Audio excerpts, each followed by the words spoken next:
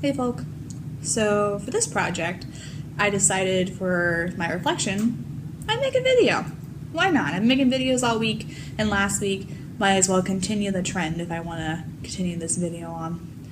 So sit back, relax, grab yourself a drink, like I did, and we'll see how this goes.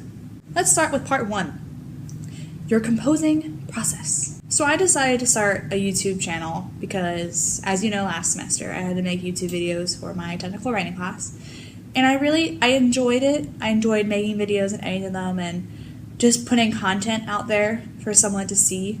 And I thought I already started a book kind of talk channel, so I thought I'd go on more and talk more about it and just delve more into it. It's something I really haven't done since your winter class, and I thought it'd be interesting to get back into it. My vision definitely changed. I thought I was going to end up doing a lot more book reviews than I ended up doing, but just with classes and time and me having to actually read the books and get into them, and then A Court of Wings and Ruins came out. As you can see, like, all my videos are based on that book because I'm just so obsessed with it and it was so good. So that really did change my plans, and just getting myself comfortable in front of the camera was actually kind of hard. I thought I was comfortable with it last semester, but then I guess being here, I'm always fearful that someone, like, through the walls can hear me. But that was definitely a struggle I think I had to go through with this project in particular. Just getting to know me, myself, and I through the camera. Peer review was actually, it was helpful in some places and not helpful in others. A lot of people didn't know the type of community and the type of channel that I was trying to make. They did give some helpful suggestions, such as, especially for part 1, just to delve more into the different channels that I was going over and doing, and just really analyzing them to see where I wanted to go. I don't have the resources to really make the videos that they can make. They have lighting, and they have these ultra fancy cameras and stuff, and tripods, and editing software, and a lot of the times it's just me, my iPad, and iMovie. So I kind of had to deal with everything I had in that aspect and try to make it look as professional as the other ones make it out to be. I feel like the strongest part of my project was definitely my editing skills. I realized while watching videos and having to edit them that breathing's weird. When you go back and watch videos, the random noises that you make while you're making videos, or just constantly having to catch your breath, or a lot of ums, ahs, ugh. I had to cut those out because they just made me look weird and they sounded weird.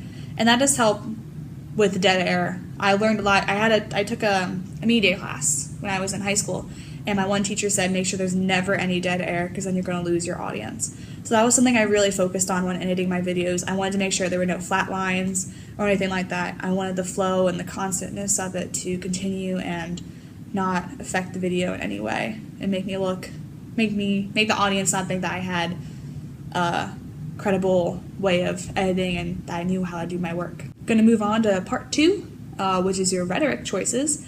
So let's delve into that. My audience, I think, is mainly just people who love to read and people who are really interested in reading.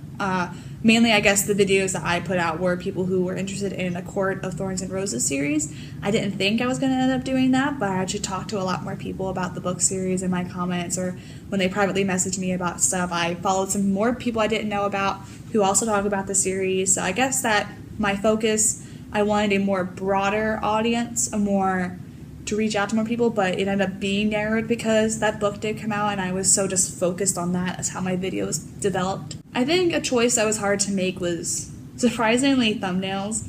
YouTube does not pick very flattering thumbnails, so I have to awkwardly stand in front of the camera and take a picture with either a book cover or take a screenshot from the video that I thought was suit best the video, because if your eyes are half closed, people are gonna watch that video. Or there aren't any titles in the screen, they might be a little confused as to what you're actually going to talk about. Let's delve into ethos, pathos, and logos. Especially for logos, I'm just going to start off right off the bat. I've read, let's look actually, I keep a list. In 2017, I have read 11 books. So I like to think I have a good knowledge of books and what to expect and what to not expect for that kind of stuff. A lot of people come up to me for book suggestions, anything that I enjoy that I think they might enjoy, or something that I haven't read yet that I think they might get into or they might be more of a fan of than I am. A lot of my friends tend to come up to me, and even some people who live in my hall who've heard of me come up to me and think of, oh, what kind of books, what are you reading this week? What are you reading today that you didn't read yesterday, you know? So I like to think that's the logos part for me, at least. I'm very knowledgeable in a lot of books, and I probably go to Barnes & Noble like once a month. Not even. Twice a month. Maybe 3. For pathos, I like to think my reactions to certain things, especially in the best friend challenge when me and Amber were just laughing and goofing around, I like to think our pathos is very strong, especially in that video, because we came off as like we weren't pretending or we didn't come up with these answers beforehand. It was a spur of the moment thing we decided to do, and it just, I think it ended really well. It really showed that we're actually friends and that we know each other, and that's kind of where I go into the ethos with my credibility and stuff. Like I said before, I've read a lot of books. I know what I want. I know what other people might want. I'm trying to broaden my horizons of books so I can reach more people and reach more authors that maybe I wouldn't have known if I just stayed the main course. But for my credibility, I like to think, I've read the books. I think that my book review videos at least are good, especially my theory videos, because I read the other 2 books only a week before I think I finished when I made that video. Overall, credibility is such a thing, especially with book reviews, because people aren't going to want to go to you if they don't think you're credible, or they think that you're making stuff up just to get more attention or to get more interest in your videos. So I think that's how I did the ethos, and I don't know, I think it was pretty easy just having to hit all 3, especially for this project and these type of videos. I didn't really have time to delve into my own style of videos. I kind of copied off of the 3 people I talk about in part 1. I try to give if I'm giving a book review, I try to give a non-spoiler part just to briefly talk about the book if anyone is interested in reading it but hasn't had the time to. And then for the majority of the video, I talk about spoilery sections. I've realized as I've gone through making videos and doing these book reviews that I do mainly focus on a lot of plot points, whereas other people will focus on characters or writing style or just overall flow of the book. I kind of do bullet points of everything that happened and I talk about it.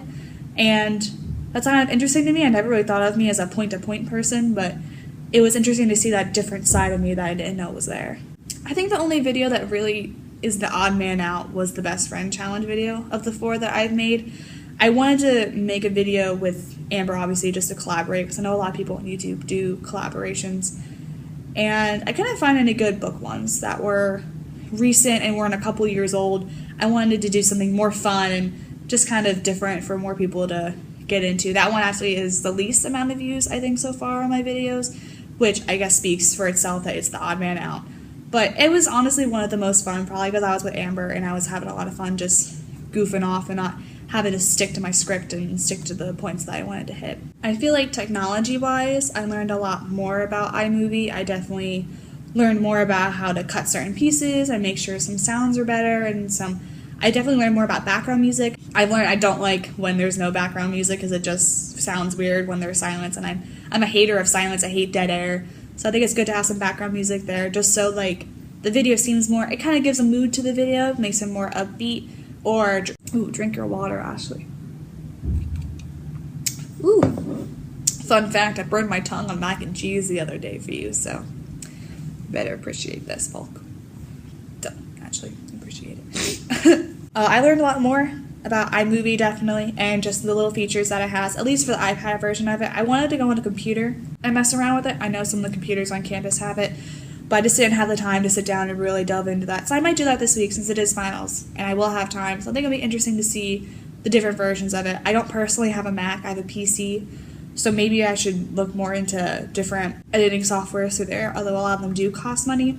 And I already have iMovie on my iPad, so I don't see a point in buying a new software if I already have a good one. But, I don't know, I think that's kind of it for my reflection. This is kind of weird and awkward because you usually talk to me when giving a grade, and now I'm talking to you, so I don't know, maybe it'll be a new thing people start doing. Alright, folk, but overall, I had a good time this semester. Class is really cool. I learned a lot than I didn't know beforehand, so just keep up cool work. I feel like I'm grading you, this is so weird. Anyway, I probably won't see you at the end of the semester, but I don't know, I only have one more year, folk. Maybe we'll have another class together before I graduate. If not, hope to see you around, so bye.